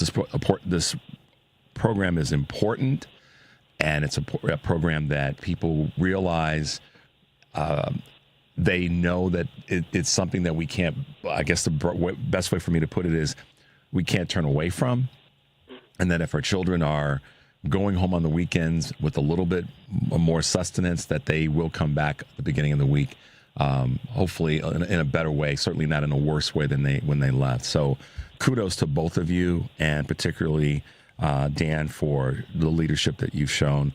Let our listeners know from anywhere that they are how they can reach out, be involved, contribute, volunteer. I'll let you start first, Kim, and then Dan, you can kind of take it after Kim lets us know that information. Sure. We're Blessings in a Backpack for District 58 is on Facebook and Instagram.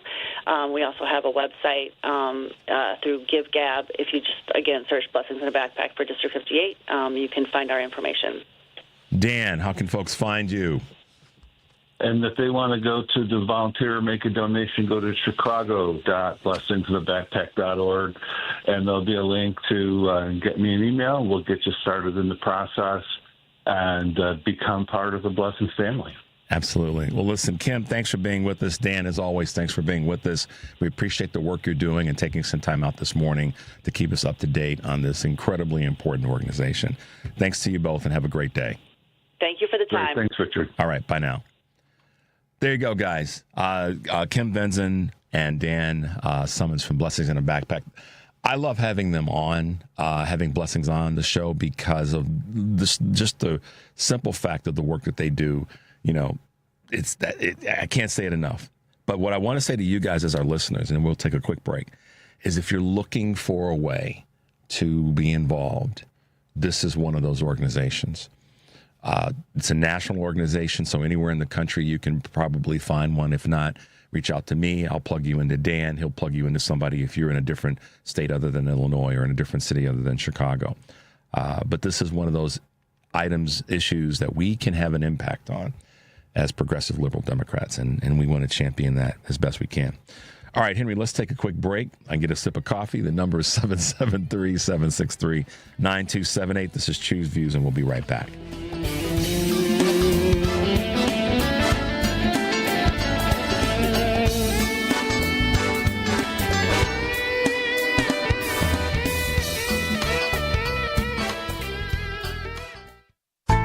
This is Tony Moret. I'm an estate planning lawyer who drafts living trusts and wills. Since the election, I've been hearing from my clients, many of them fellow WCPT listeners. And we all wonder, how did this happen and what can we do? The how is, of course, very complicated. My thoughts as regard to what we can do is simple but important. We need to take extra care of those we love. Having an estate plan using either a living trust or will can provide comfort in uncertain times like these. When the progressive values we hold dear are under attack, I feel we must make sure that our personal lives are secure and then work out from there. I've been drafting estate plans for my clients for over 30 years, and I will use all of that experience to help you. Please call me at 847-996-0496. My website is moreylawoffice.com. That's More spelled M-O-R-E-E. Again, the phone is 847-996-0496. There is no cost or obligation for our initial discussion. I look forward to speaking with you. WCPT 20th Anniversary Replay 2020. I just think that, Biden is in the catbird seat right now. According to this Reuters poll, he's got a double-digit lead. So I don't know what's going to happen. Now, here's the other deal, and I want to get into this a little bit. This coronavirus, this COVID-19, it's frightening. People are very concerned about it, and justifiably so.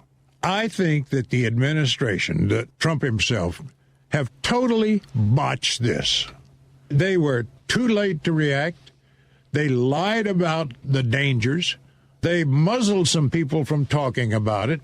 They still have not provided enough tests. And Trump said, and this is irritating, that anybody who needs the test can have the test. That's not true. You're listening to WCPT 820 because facts matter. You're listening to WCPT 820. Here's the latest Chicago weather update. From the Weatherology Weather Center, I'm meteorologist Jennifer Wojcicki. We'll see periods of showers and thunderstorms here for today with cloudy skies and a high into the mid-60s. Breezy southeast winds around 10 to 20 miles per hour, gusting as high as 30. Then for tonight, a slight chance for showers and storms, cloudy, low near 51. Friday, a slight chance for rain late, cloudy, high of 65. Saturday, partial sunshine, a high of 56. That's your latest Chicago weather update. Currently, it's 53. You're listening to WCPT 820 because facts matter. It's Choose Views with Richard Chew on WCPT 820, Chicago's Progressive Talk. Progressives, welcome back to Choose Views, 773-763-9278. Great to have the folks from Blessings in a Backpack with us. Listen, we, how do I want to say this? We have a lot of things that are on our table. I could really make the story easily that if we increase wages and pay working families more,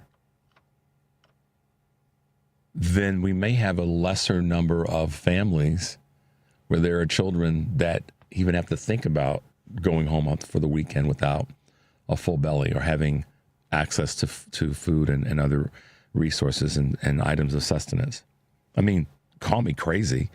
We can talk about a lot of the political craziness and social issue. That is a social issue, by the way. We could talk about all kinds of political missteps and wrong placements of energy. But in my mind, having an organization like Blessings in a Backpack on is important because it speaks to what I would like to say is part of our humanity as a community, as a greater society. But, you know, to put some politicalness on the conversation, maybe if we increase wages for families, for folks that are hardworking folks, maybe if we leaned in harder to businesses to improve wages, you know, who knows? Maybe we wouldn't have families that are having to do double and triple shifts to keep the lights on. So maybe one of the pushes with Congress and one of the pushes with businesses is that we pay people better. I mean, I'm not the first to say that. You know, many of our elected officials have been saying that. But let's try that on before we criticize organizations. Let's try on the fact that maybe that's one of the things that we miss sometimes, and we want to talk about the structure of our government and how things are failing with that. How about if we pay people more money and shift the incredibly amount of insane compensation, like so many of our leaders have said? Like, for example, Pete Buttigieg said yesterday about changing the dynamic of compensation so that employees get to take home a little bit more money because of what they helped to build. How about that? Maybe that, you know, a novel idea. And then, I mean, then folks like Blessings would be upset with me because we were paying more people so that those organizations aren't necessary. But why in the hell do we need to take this the right way in the first place? If we pay folks more money and change the cost structures of the things that we have to pay for, we'd still want to have Blessings in a Backpack around and groups like that. But think about it from that perspective rather than saying, Chew, you're not talking about these items enough, or we need to, as a party, be focused more on these items. I think if we, you know, there would be a lot of things solved, resolved, made better if we figured out a way to push our leaders and figured out our way to push our businesses to pay people a little bit more, and particularly those that are considered the middle or working class levels of employment. Just a thought. Just a thought. So let's see what folks are saying to us on our text line. Let's see. Yeah, okay. That's a long one. We can't get to that one right now. But, yeah. So, Henry, let's take a tiny break.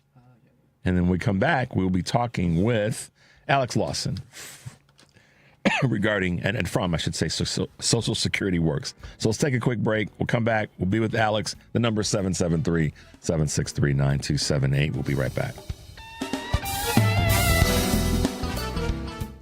Wesley Financial Group is not a law firm. Chuck McDowell here. If you were misled or lied to in any way when buying a timeshare, right now is your wake-up call. With the tariffs, economy tanking, and inflation rising, you might need to ask yourself this question. Is owning a timeshare a good idea? With all the economic uncertainty, you need to protect yourself and your family. Don't look back and say, if I'd have only got rid of that stupid timeshare they lied to me about. It's time to stop thinking about canceling your timeshare and finally get rid of it and be smart with your money. At Wesley Financial Group, we've saved 48,000 families an average of $65,000 in lifetime payments. Give us a call. I guarantee if we take you as a client, we will cancel your timeshare permanently or you'll pay nothing. Call Wesley for your free timeshare exit kit. 800-939-1331. 800-939-1331. 800-939-1331. Alexa, play WCPT. WCPT from TuneIn. You're listening to Choose View with Richard Chu on WCPT 820, Chicago's Progressive Talk. Hey, Progressives, welcome back to Choose View, 773-763-9278. Trying to get it all in for you guys this morning. Currently, one of the concerns, big concerns, major concerns from so many Americans, whether they voted for this carnage of Trump or not, is what's happening with Social Security. And with us this morning is the executive director of Social Security Works, and that would be Alex Lawson. Good morning, Alex, and welcome to Choose Views. Good morning. Thanks for having me. Absolutely. Hands off my Social Security. That is a big phrase. That's on a lot of the banners and placards that folks are carrying when they're going to various protests anywhere in the country. And you've been a champion of that very phrase, hands off my Social Security. Alex, take a moment, as I always do with the guests, particularly a new guest to the show, to share with us a little bit about who you are and a little bit about your role and the work of Social Security Works, and then we'll get into some conversation. Great. Yeah. Like our name says, Social Security Works, and our mission is to just really get that information out there. We work to protect and expand Social Security, Medicare, Medicaid, to lower prescription drug prices, to increase the economic security of every person in this country, which is in line with the original intent of the Social Security Act and the New Deal. But currently, and we'll dig into this, I'm sure, we are in a fight of our lives defending a system against an unelected billionaire who's done more harm to Social Security than I even thought was possible. So we play defense when necessary, but what we are trying to do is increase our Social Security system, expand Social Security, which is a simple thing to do by just getting billionaires to pay the same rate in as the rest of us do. So to that point, and I knew you, Alex, you don't miss a point. Let's cut right to that in terms of that threshold. Take us through the threshold in terms of Social Security and for everyday folks, and then those who are, as Buffett has said, as I mentioned this earlier in the week, Mark Cuban has said about paying taxes, but take us through the threshold of what those numbers sort of look like. And you know what question I'm asking, correct? Yeah, absolutely. So Social Security was created 90 years ago. It's going to turn 90 this year. And I have to do my normal, for 90 years, through war and peace, through boom and bust, through health and pandemic, Social Security has never missed a single payment. That's in question now. But there are pieces from 90 years ago that don't make any sense. One of those is a cap that exists so that people only pay in on the first $177,000 of income. So for the vast majority of the American people, they pay in on 100% of their income. They pay all year long. But for the very wealthy, they only pay in on a fraction of their income. In fact, the more money you make, the less you pay into Social Security as a percentage of your income, right? So almost all of us pay in on 100% of our income, but like Elon Musk, that dude pays in. If he were to pay in on all of his income, he'd be done in the first second on January 1st every year. A person making around $1 million a year, they stop paying in right around between Valentine's Day and the end of February. So it's a simple solution that we're talking about. You just get billionaires and the ultra wealthy to pay in at the same, not more, just the same rate as the rest of us, and we can expand benefits for everyone. Of course, a billionaire, a greedhead like Elon Musk, he hears that incredibly common sense proposal, and his solution is to destroy Social Security so that he doesn't have to pay in at the same rate like the rest of us. Okay. So thank you, and I like your little monologue, your little intro into the 90 years. So tell us why, though. I mean, I think many people want to know, why is it that Social Security has not missed a payment and been, pretty spotless in that part of the Social Security Administration? Why has that happened? Well, I think a lot of it has to do, if you're a student of history and you read around the New Deal and Francis Perkins, who's sort of the brains behind the New Deal, Eleanor Roosevelt, maybe the heart and soul of the New Deal, and FDR, who signed it into law and was a champion. You got to remember what they were dealing with. The Great Depression was a Wall Street-caused economic collapse. Right? Global economic collapse, the likes of which the world had never seen. U.S. has seen tons of economic collapses up to that point, but they were much smaller. That being said, they were always caused by the same thing. The billionaires at the time taking everything, and then there being nothing left for anyone else. And it was just this cycle of boom bust. But it got so big with the Great Depression that it crashed the global economy. And out of that carnage, people were wondering if the capitalist system could even survive, right? Because they were looking at, before, no one had seen anything like it, 25% unemployment, higher in some places. And so the New Deal said, look, if we're going to live in a system that requires wages to survive, right? A working person needs their wages, then we need to have protections for those workers. We need to do a few things. We need to create a minimum wage, which is a living wage, so that if you work a fair day's wage, you can be paid a fair, if you work a fair day's labor, you're paid a fair day's wage. This is part, you go back and read their actual quotes to remember what they built. They created the right to collectively bargain and form a union. Again, this is giving workers the ability to negotiate against the billionaires, to say, you can't have it all. We produce the goods and services. Our labor should be rewarded.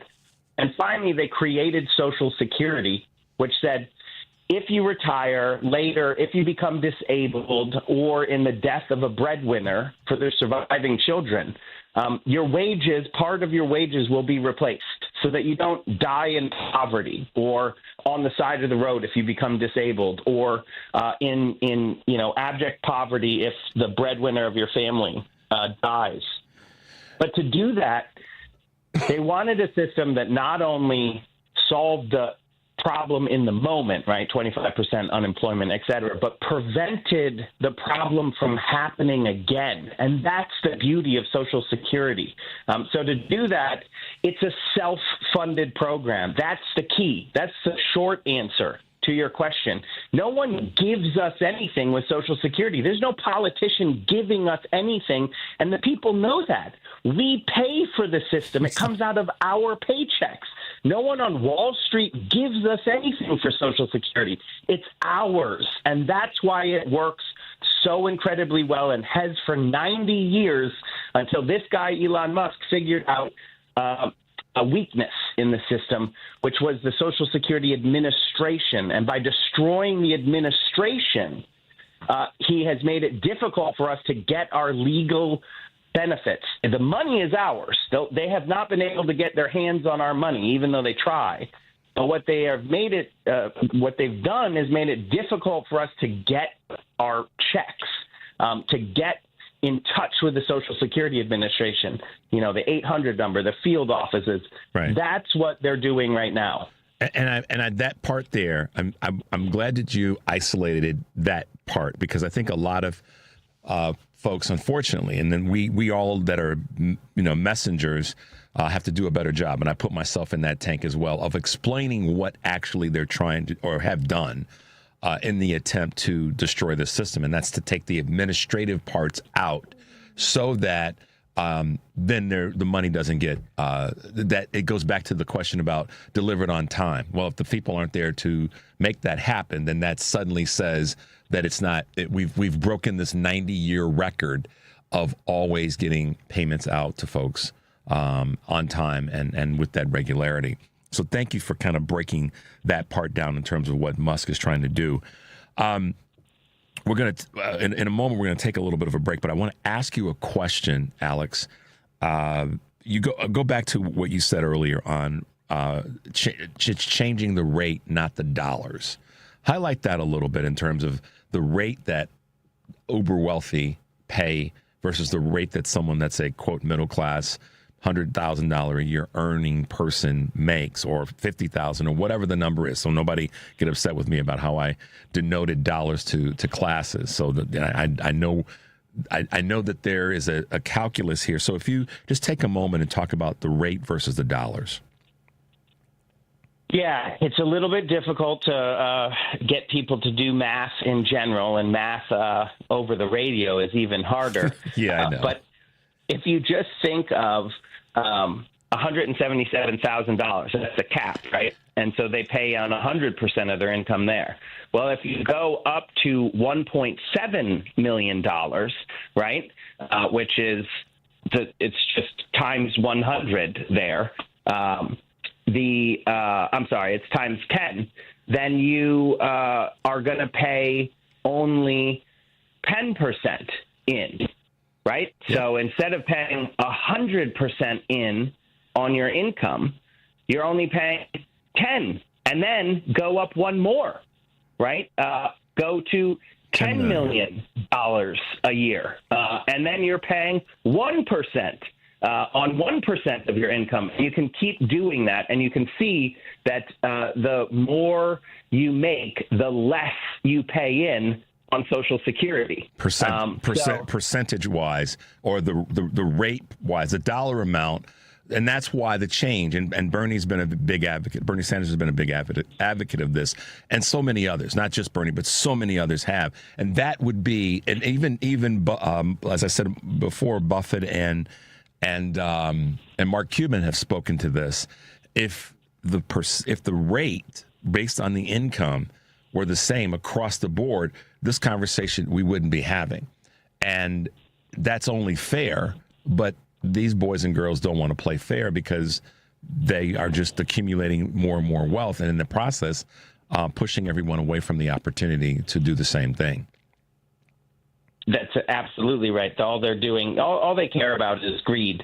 So again, they don't want to pay the same rate. They also they want to privatize the system, right? They want to destroy it completely. Elon Musk called it a Ponzi scheme, a criminal fraud, and said it needs to be eliminated. So it's not like they're hiding what they want to do. They want to destroy. This is the old con. They kneecap the mailman. And then complain that the mail is late, and then they're like, oh, I just so happen to have a cousin who's in the private mail delivery service. He'll charge 4 times as much and deliver a fifth of the benefits, right? Like, this is tried and true privatization, shock therapy, if you want to read some amazing books about what this is. This is the Chicago boys, Chile, we've seen it over and over again.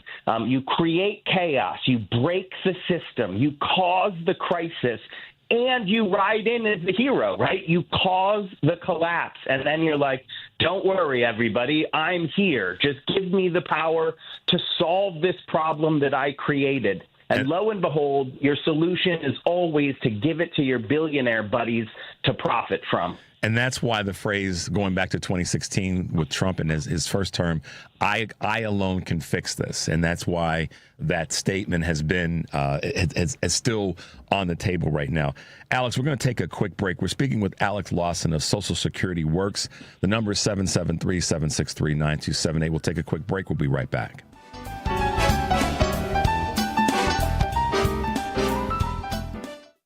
Dive deeper into the heart of the news and stories at WCPT 820 and across the Midwest by checking out our website, heartlandsignal.com. It's the coverage I can count on every time. For the latest news updates, in-depth analysis, compelling stories, comprehensive election coverage, live streams, and thought-provoking opinions, head to heartlandsignal.com. When I need to know, they're there. They keep me informed and updated wherever I am. Stay informed with WCPT 820, your go-to source for where facts matter. Chicago's Progressive Talk, WCPT 820, where facts matter. Choose View with Richard Chew on WCPT 820, where facts matter. Hey guys, welcome back to Choose View, 773-763-9278. We're speaking with Executive Director of Social Security Works, Alex Lawson. Alex, so you were leaning into a name that a lot of people may not recognize, and the conversation around the nomination of Frank Bisignano, if I'm saying it right, Bisignano, right? Thank you. I got to get that in there.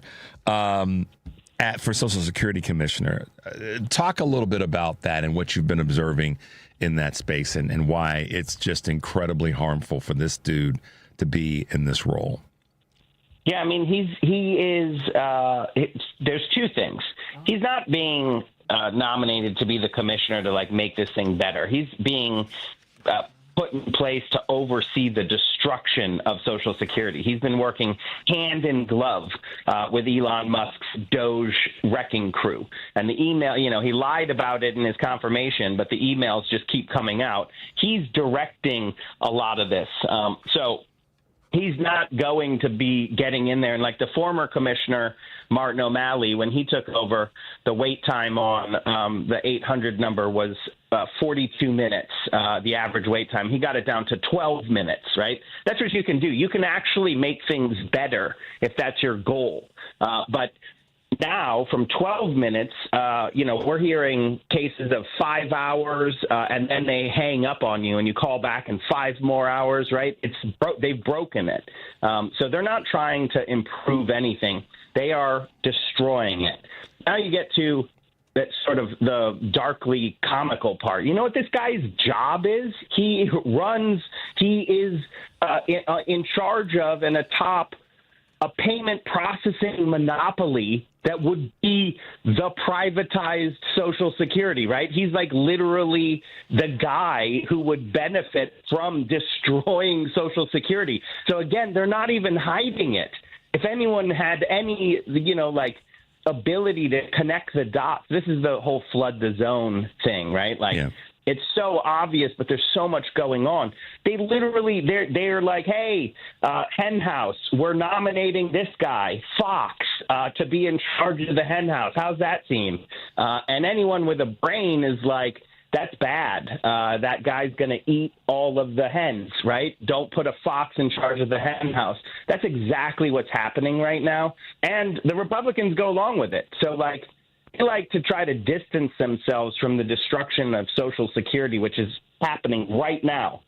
People are not being able to get the information. They're not being able to get access to the workers, the 800 number. They try to go online. It's not working. They can't find their benefits.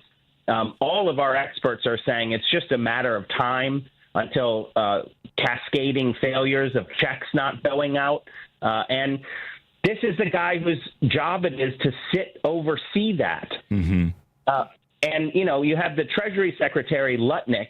He goes on television and he says, if my mother-in-law didn't get her Social Security check, she wouldn't complain. And basically, if you complain, you're a fraudster. And then Elon Musk says the same thing. If you don't get your check, the only people who complain are fraudsters. And it is funny, right? I agree with you because it's so stupid. But you got to remember what they're doing. It's a psychological attack, right? Yep. They're trying to make it so that if you don't get your benefit and you complain, you're a fraudster, and we're going to come after you because right? No. And if you don't get even a penny less than you're owed, you should complain on the mountaintops, right? It's our money. Well, and here's the thing about this. This is where the Democrats get accused oftentimes, and I've even made my points to this when it's relevant, of messaging errors. Well, this is not a messaging error. It is a lack of communication appropriately calling out that BS real time from the mainstream media. Because when I saw that Lutnick statement, I was like, wait a minute. Why didn't somebody say, wait a minute, hold on, Howard. You mean to tell me, so reposition that, reframe that question and say, and list 10 people, their grandmothers, their mothers-in-law, their friends, their family members. You're telling me that those people, if they complain, who's been getting Social Security for 20 years, suddenly don't get their check, that they're a fraudster? Then this is the problem sometimes when you when that doesn't happen real time. And I know doing this show that catching everything real time can be challenging, but that's part of the problem that I see with mainstream media on a national level is that they're allowing too much of this sort of soft mental abuse to take place from people like Lutnick and from Frank Bisignano, where they're saying these things that are made to make people feel guilty, when in fact, to your point, Alex, it's their money. They contributed to it. I have a question. I don't know if you have got an answer to this or not, that one of our listeners has posted, and if I'm reading this correctly, you were talking about the pause. Question for Alex wants to know if a person can get paid back from Social Security if money is paused for a certain period of time. I don't know the answer to that question. The answer is yes. So this is an important note because I'll tell you, I've been doing this for 15 years, working in Social Security, and the president of Social Security Works has been doing this for 50 years, right? So a lot of my job has for years previous to be, don't fearmonger on Social Security. It's too important. This is a matter of life and death for people, right? That's no exaggeration.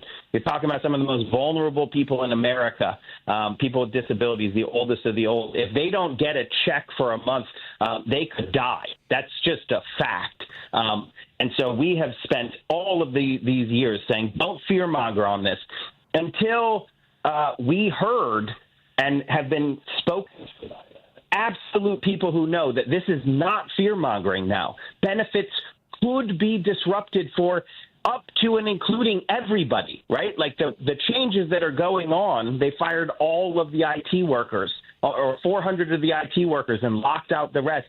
And they've got these 20-year-olds from Elon Musk's Doge in there doing whatever they want with no oversight. So this is a reality that we're trying to ring the alarm bell. The alarm bell, though, is that your benefits could be interrupted, meaning like physically the check's not going to get to you because the administration has been chainsawed up.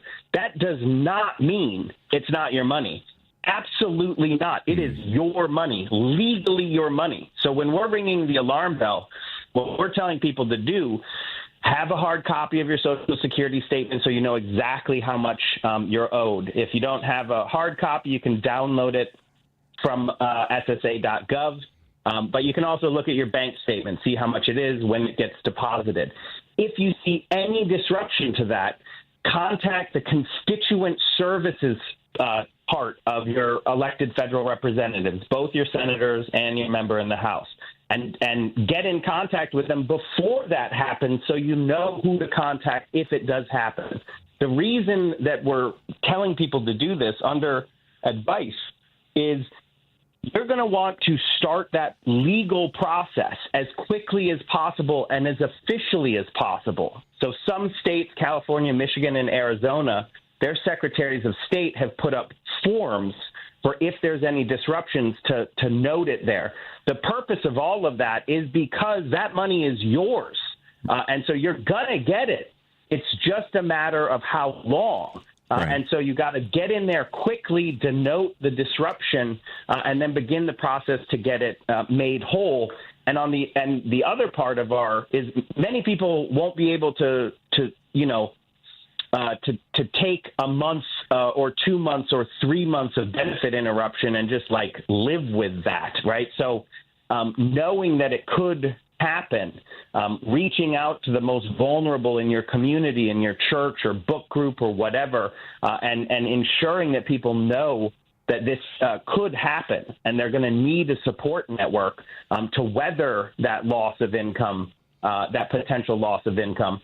That's what we're doing. This is not about saying you're not going to get the money that you're owed, because I will fight, and millions of us will fight, to ensure that every penny of our money is paid to us. But what we are seeing is Elon Musk might make that delayed or something, or more difficult. More difficult, yeah. Man, masterclass. Alex, masterclass. We will have you back. I will just make that real simple. I'll tell you now, you're going to be back on our show because folks are going to want to hear more of what you have to say in this space. As we wrap up, just real quick, how can folks find you so that we can let them know how to plug into the work that you're doing? SocialSecurityWorks.org is our website. HandsOffSocialSecurity.org is our campaign website for right now, where you can plug in. Today's May Day. There's going to be protests and rallies all over the country. Bring your hands off Social Security signs. Make your voice heard. That's what stops authoritarianism, is millions of people saying no. And we're well on our way to doing that. So HandsOffSocialSecurity.org is where you can find more information. Absolutely. Alex Lawson, thanks for being with us this morning. Thanks for the hard work. And we will have you back sooner than later. Thanks so much, man, and have a great day. Thanks. All right, guys. Man, masterclass, as I said it. Thanks to Alex. Thanks to Dan. Thanks to Jennifer for being with us this morning. Take a deep breath, y'all, and make your life count. We'll see you tomorrow.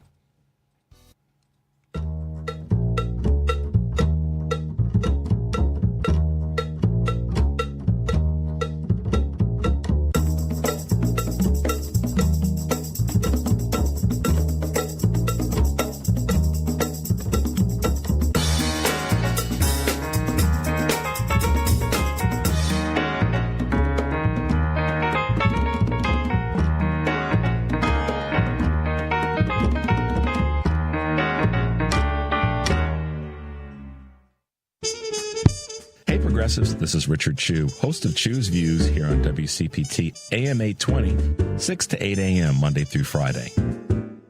We have some real challenges in front of us as a country. Since the beginning of this show, I have always felt compelled to bring you the best that I've got. Now, there's always a why to doing whatever we do. So, as we go forward and face these challenges, know this: you listeners are my why. Because I want to make sure I do everything I can to provide a safe, open, forward-moving space that allows you to